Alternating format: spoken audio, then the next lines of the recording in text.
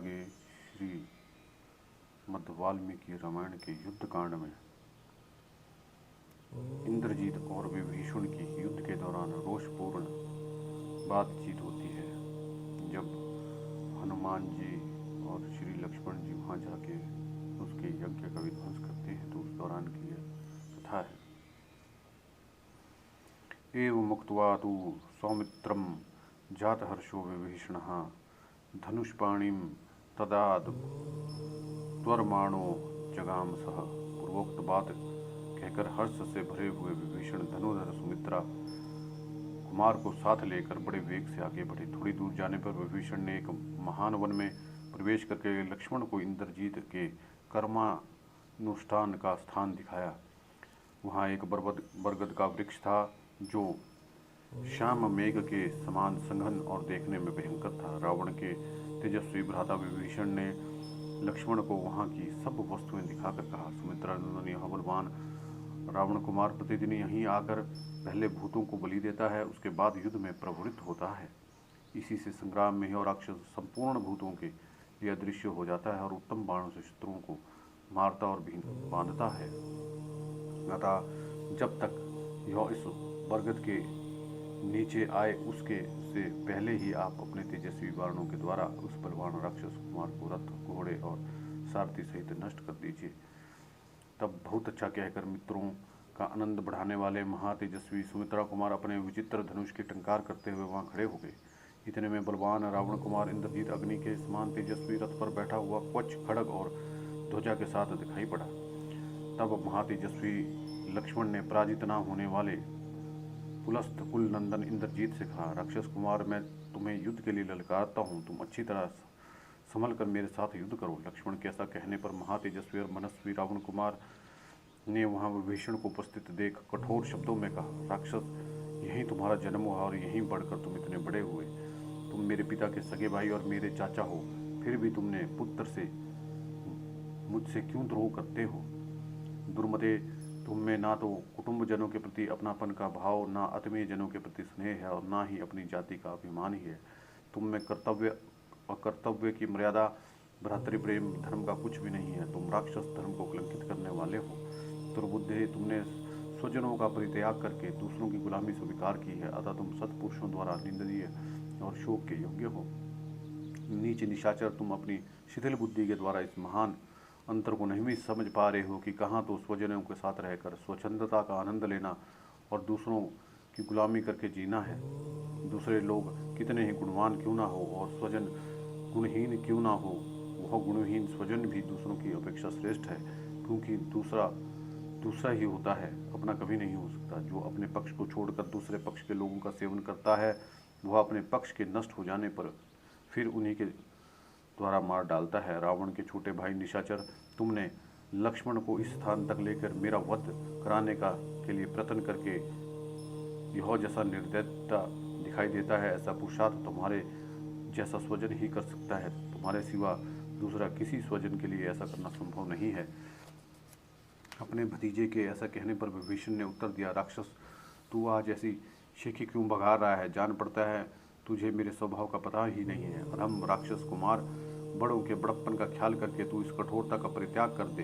यद्यपि मेरा जन्म क्रूर कर्मा राक्षस के कुल में ही हुआ है, तथापि मेरा शील स्वभाव राक्षसों का सा नहीं है। सत्पुरुषों का जो प्रधान सत्व गुण है, मैंने उसी का आश्रय ले रखा है। क्रूरतापूर्ण कर्म में मेरा मन नहीं लगता, अधर्म में मेरी रुचि नहीं होती है। यदि अपने बड़े भाई का शील स्वभाव अपने से ना मिलता हो, तो भी बड़ा भाई छोटे भाई को कैसे घर से निकाल सकता है।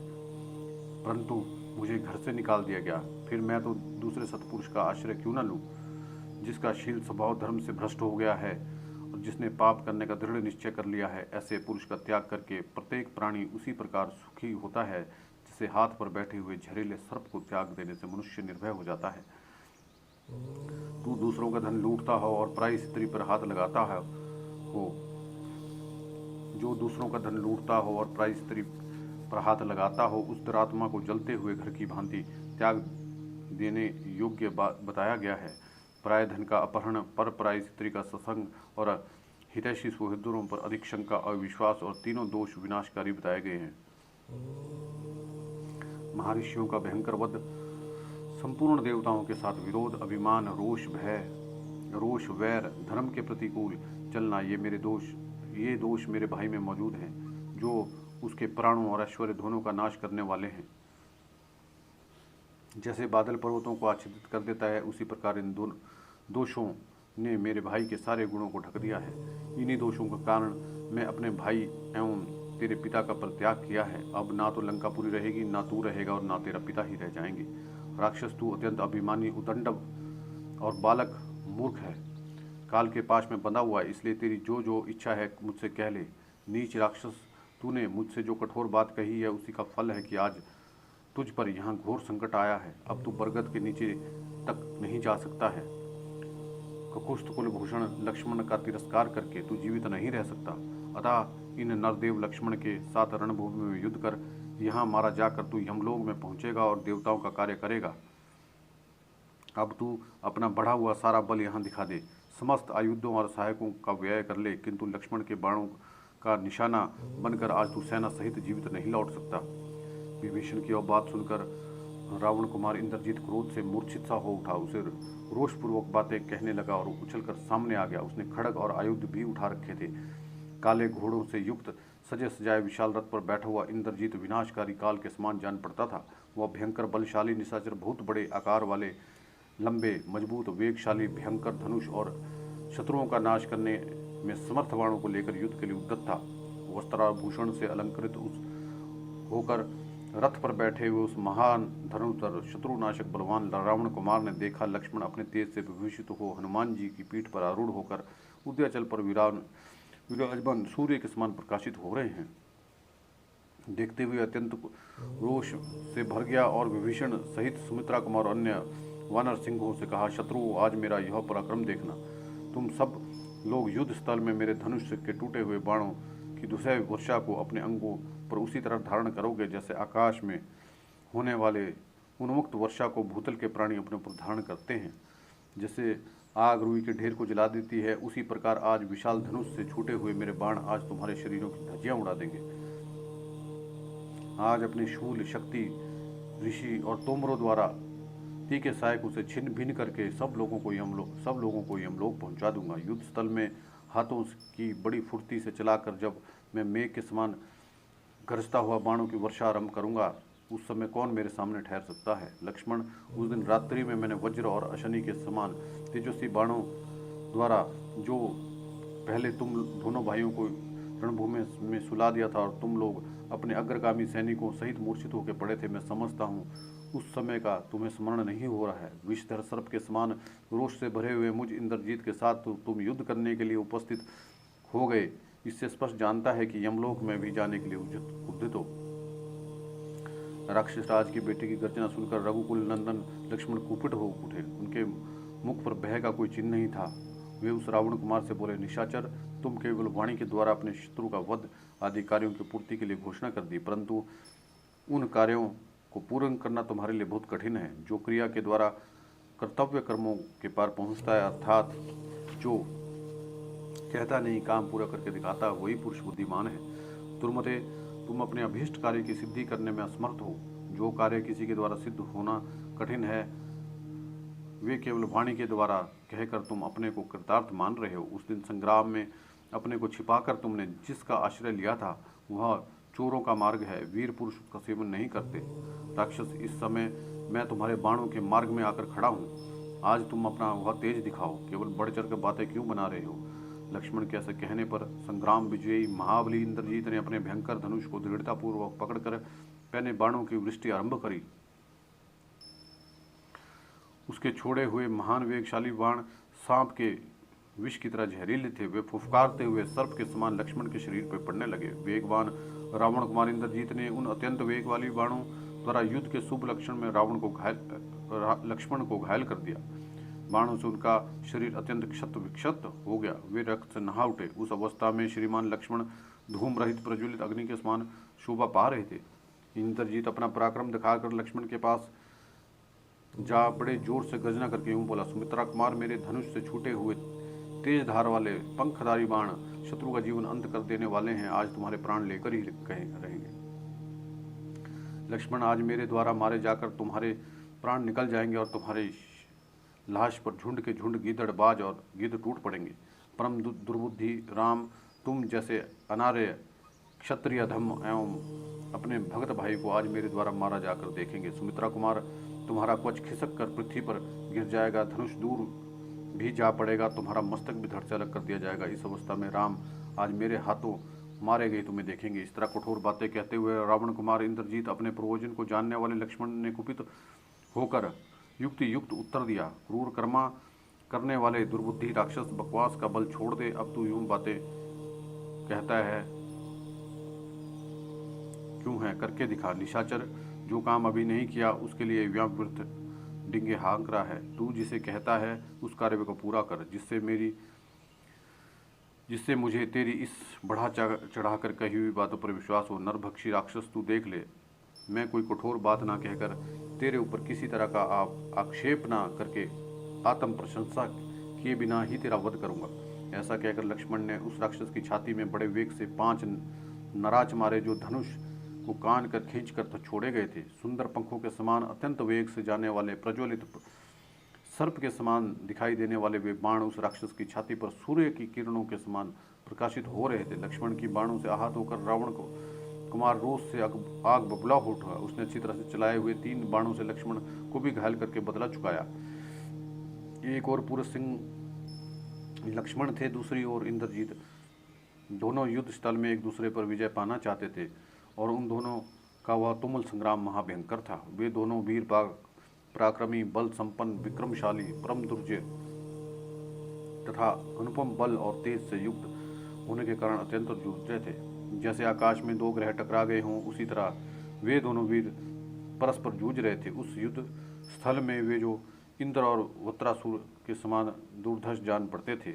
वे महामनस्वी नरश्रेष्ठ राक्षस प्रवर वीर जैसे 2 सिंह आपस में लड़ रहे हों, उसी प्रकार युद्ध करते थे और बहुत से बाणों की वर्षा करते हुए युद्ध भूमि में डटे हुए थे।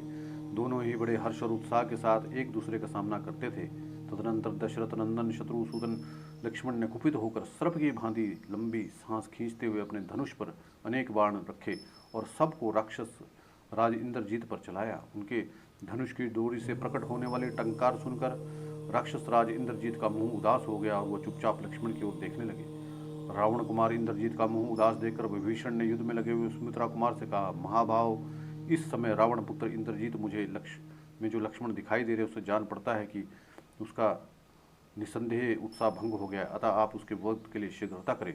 तब सुमित्रा कुमार ने विषधर सर्पों के समान भयंकर बाणों को धनुष पर चढ़ाया और इंद्रजीत को लक्ष्य करके चला दिया।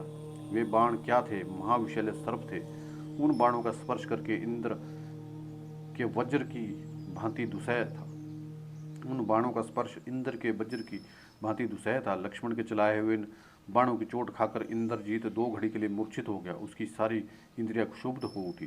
थोड़ी देर में जब होश हुआ, उसकी इंद्रियां सुथिर हुई। उस समय रणभूमि में दशरथ कुमार वीर लक्ष्मण को खड़ा देखा। देखते ही उसके नेत्र रोष से लाल हो गए और वो सुमित्रा स्मारक के सामने आ गया। वहां पहुंचकर उसने कठोर वाणी में कहा, सुमित्रा कुमार, पहले युद्ध में मैंने जो पराक्रम दिखाया था उसे तुम क्या भूल गए? उस दिन तुमको और तुम्हारे भाई को भी मैंने बांध लिया था। इस समय तुम युद्ध भूमि में पड़े पड़े छटपटा रहे थे। उस महायुद्ध में वज्र और अशनि के समान तेजस्वी बाणों द्वारा मैंने तुम दोनों भाइयों को पहले धरती पर सुला दिया था। तुम दोनों अपने अग्रगामी सैनिकों के साथ मूर्छित पड़े थे, अथवा मालूम होता है कि तुम्हें उन सब बातों की याद नहीं रही है। इससे स्पष्ट जान पड़ता है कि तुम यमलोक में जाना चाहते हो, इसलिए तुम मुझे पराजित करने की इच्छा रखते हो। यदि पहले युद्ध में तुमने मेरा पराक्रम नहीं देखा तो आज तुम्हें दिखा दूंगा। इस समय सुस्थिर भाव से खड़े रहो। ऐसा कहकर तीखी धार वाले 7 बाण उसने लक्ष्मण को घायल कर दिया और उत्तम 10 सहायकों द्वारा हनुमान जी पर प्रहार किया। तत्पश्चात दून रोष से भरे हुए उस पराक्रमी निशाचर ने अच्छी तरह छोड़े गए 100 बाणों द्वारा विभीषण को क्रोधपूर्वक क्षत कर दिया। इंद्रजीत द्वारा किए गए इस पराक्रम को देखकर श्री राम के छोटे भाई ने उसकी कोई परवाह नहीं की और हंसते हंसते, यह तो कुछ नहीं है। साथ ही नरश्रेष्ठ लक्ष्मण ने मुख पर भय की छाया तक नहीं आने दी। उसने युद्ध स्थल में कुपित हो भयंकर बाण हाथ में लिया और रावण कुमार को को लक्ष्य कर दिया। फिर वो बोले, निशाचर, रणभूमि में आए हो, शूरवीर की तरह प्रहार नहीं करते। तुम्हारे यह बाण बहुत हल्के और कमजोर हैं, इनसे कष्ट नहीं होता, सुख ही मिलता है। युद्ध की इच्छा रखने वाले शूरवीर सम्रांग में इस तरह युद्ध नहीं करते। ऐसा कहते हुए धनुर्वीर लक्ष्मण ने उस राक्षस पर बाणों की वर्षा आरंभ कर दी। लक्ष्मण के बाणों से इंद्रजीत का महान कवच, जो सोने का बना हुआ था, टूटकर रथ की बैठक में बिखर गया, मानो आकाश से तारों का समूह टूटकर बिखर गया हो। कवच कट जाने पर नराचों के प्रहार से वीर इंद्रजीत के सारे अंगों में घाव हो गए। वह सम्रांग में रक्त से रंजित हो प्रातःकाल के सूर्य की भांति दिखाई देने लगा। तब भयानक पराक्रमी वीर रावण कुमार ने अत्यंत कुपित हो समर भूमि में लक्ष्मण को सहस्त्रों बाणों से घायल कर दिया। इससे लक्ष्मण का दिव्य और विशाल कवच छिन्न भिन्न हो गया। तब दोनों शत्रु दमन वीर एक दूसरे पर प्रहार का जवाब देने लगे। वे बारंबार हाँफते हुए भयंकर युद्ध करने लगे। युद्ध स्थल में बाणों के आघातों से दोनों के अंग क्षत विक्षत हो गए। वे दोनों सब ओर से लहूलुहान हो गए।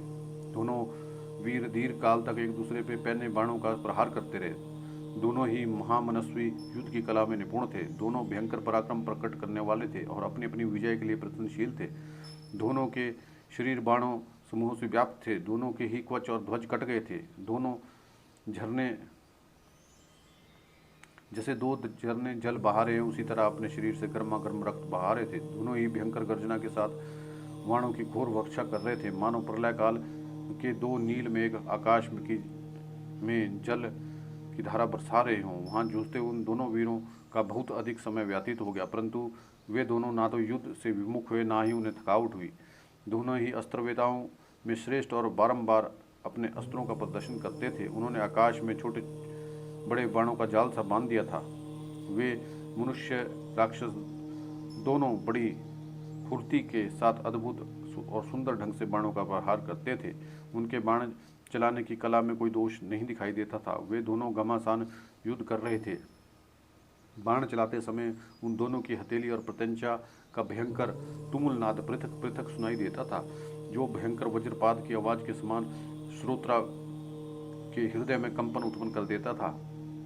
उन दोनों रणोन्मत्त वीरों का वह शब्द आकाश में परस्पर टकराते हुए दो भयंकर मेघों की गड़गड़ाहट के समान सुशोभित होता था। वे दोनों बलवान योद्धा सोने के पंख वाले नराचों से घायल होकर शरीर से खून बहा रहे थे। दोनों ही यशस्वी थे और अपनी अपनी विजय के लिए प्रयत्नशील थे।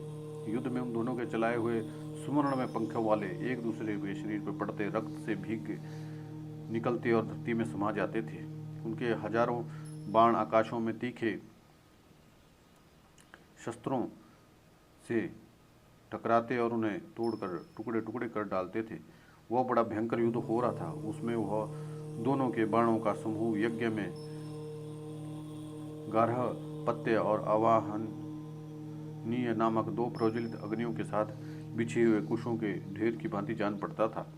उन दोनों महामनस्वी वीरों के क्षत विक्षत शरीर वन में पत्रहीन और लाल पुष्पों से भरे हुए पलाश और सेमल के वृक्षों के समान सुशोभित हो रहे थे। एक दूसरे को जीतने की इच्छा वाले इंद्रजीत और लक्ष्मण रह रहकर बारंबार भयंकर मारकाट मचा रहे थे।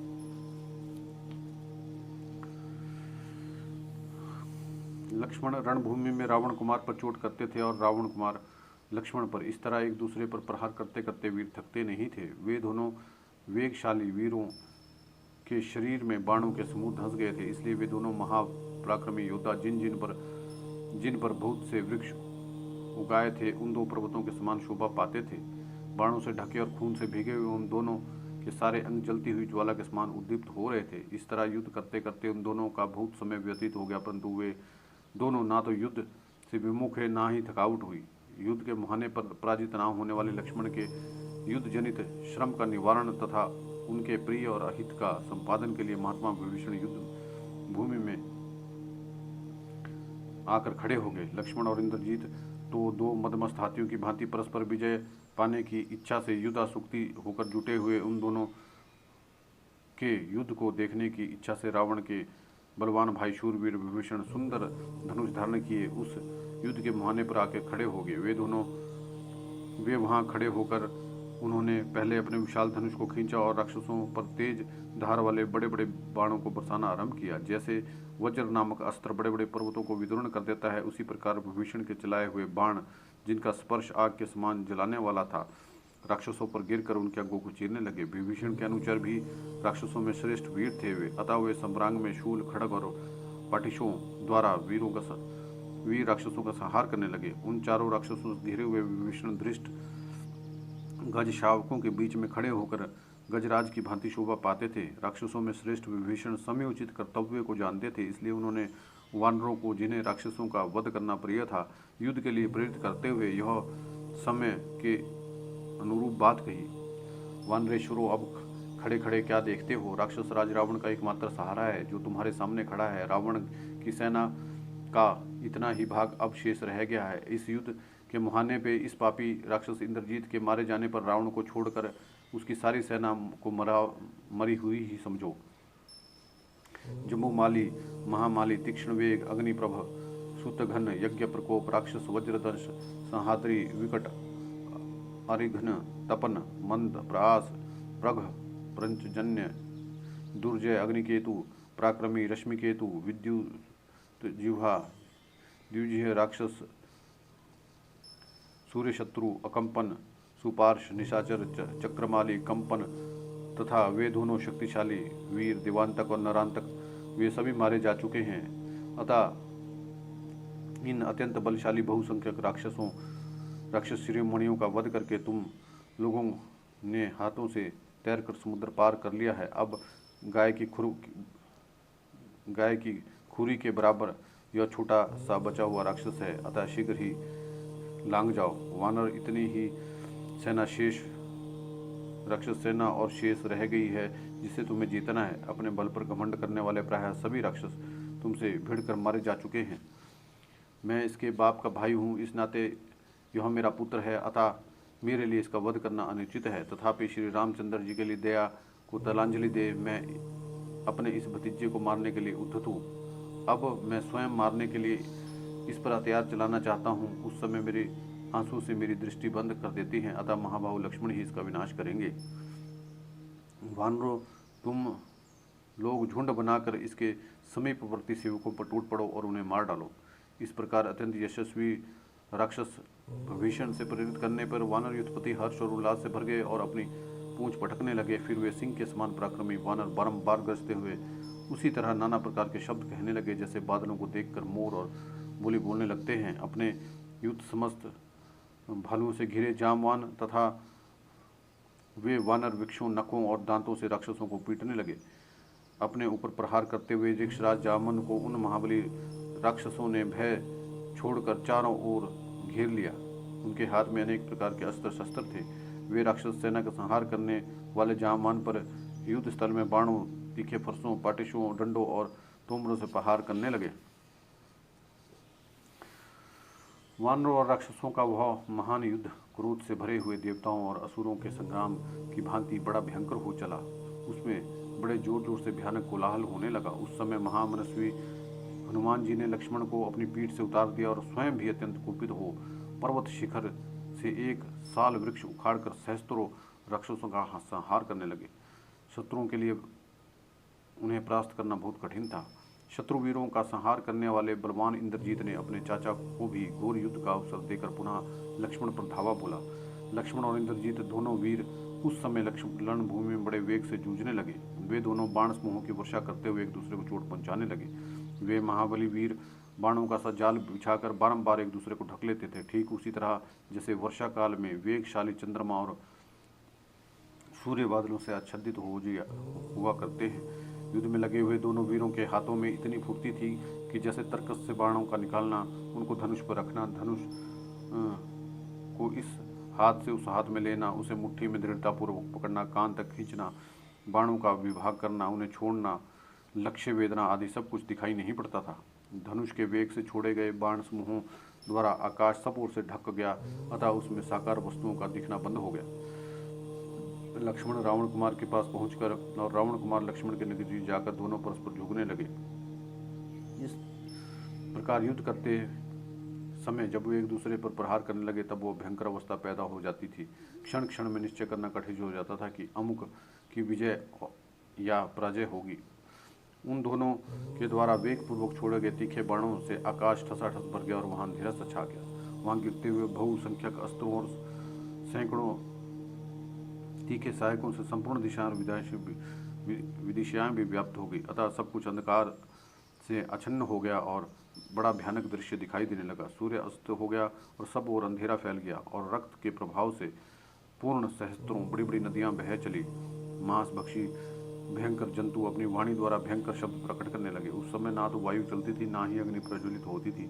महर्षि गण बोल उठे, संसार का कल्याण हो। उसी समय गंधर्वों को बड़ा संताप हुआ। वे चारणों के साथ वहां से भाग चले। तदनंतर लक्ष्मण ने 4 बाण मारकर उस राक्षस सिंह के सोने के आभूषणों से सजे हुए काले रंग के चारों घोड़ों को बींध दिया। तत्पश्चात रघुकुल कुल नंदन श्रीमान लक्ष्मण ने दूसरे तीखे पानीदार सुंदर पंख वाले चमकीले भल से इंद्र के वज्र के समान करता था, जिसे कान तक खींचकर छोड़ा गया था, रणभूमि में विचरते हुए इंद्रजीत के सारथी के मस्तक पर शीघ्रतापूर्वक धड़ से अलग कर दिया। वह वज्र पण बाण छूटने के साथ ही हथेली के शब्द से अनुनादित हो सनसनाता हुआ आगे बढ़ा था। सारथी के मारे जाने पर महातेजस्वी मंदोदरी कुमार इंद्रजीत स्वयं ही सारथी का काम भी संभाला, घोड़ों को काबू में रखता और फिर धनुष को भी चलाता था। युद्ध स्थल में उसके द्वारा वहां सारथी का कार्य भी संपादन हो दर्शकों ने की दृष्टि में बहुत ही बड़ा अद्भुत बात थी। इंद्रजीत जब घोड़ों को रोकने के लिए हाथ बढ़ाता, तब लक्ष्मण उसके खींचे हुए उसके तीखे बाणों को भी लगते और तब वह युद्ध के लिए धनुष उठाता, तब उसके घोड़ों पर बाणों का प्रहार करते थे। उन बाणों के प्रहार के अवसर में शीघ्रतापूर्वक हाथ चलाने वाले सुमित्रा कुमार लक्ष्मण ने सम्रांग में निर्भय से विचरते हुए इंद्रजीत को अपने बाण समूह द्वारा अत्यंत पीड़ित कर दिया। समरभूमि में सारथी को मारा दिया गया रावण कुमार युद्ध विषयक उत्साह त्याग दिया और वह विषाद में डूब गया। उस राक्षस के मुख पर विषाद की छाया देख वे वानर युद्धपति बड़े प्रसन्न हुए और लक्ष्मण की भूरी भूरी प्रशंसा करने लगे। तत्पश्चात प्रमाथी, ऋषभ, शरभ और गंधमादन नामक 4 वानरेश्वरों ने अमर्ष में भरकर अपना महान वेग प्रकट किया। वे चारों वानर महान बलशाली भयंकर पराक्रम वाले थे। वे सहसा उछलकर इंद्रजीत के चारों घोड़ों पर कूद पड़े। उन पर्वताकार वानरों के भार से दब जाने के कारण उन घोड़ों के मुख से खून निकलने लगा। उनके रौंदे जाने के कारण घोड़े के अंग भंग हो गए और वे प्राणहीन होकर पृथ्वी पर गिर पड़े। इस प्रकार घोड़ों की जान ले इंद्रजीत के विशाल रथ को भी तोड़ फोड़ कर वे चारों वानर पुनः वेग से उछले और लक्ष्मण के पास आकर खड़े हो गए। सारथी तो पहले मारा गया था। जब घोड़े भी मार डाले गए तो रावण कुमार रथ से कूद पड़ा और बाणों की वर्षा करता हुआ सुमित्रा कुमार की ओर बढ़ा। उस समय इंद्र के समान पराक्रमी लक्ष्मण ने श्रेष्ठ घोड़ों के मारे जाने से पैदल चलकर युद्ध में तीखे उत्तम बाणों की वर्षा करते हुए इंद्रजीत को अपने बाण समूह से मारकर अत्यंत घायल कर दिया। जय श्री राम।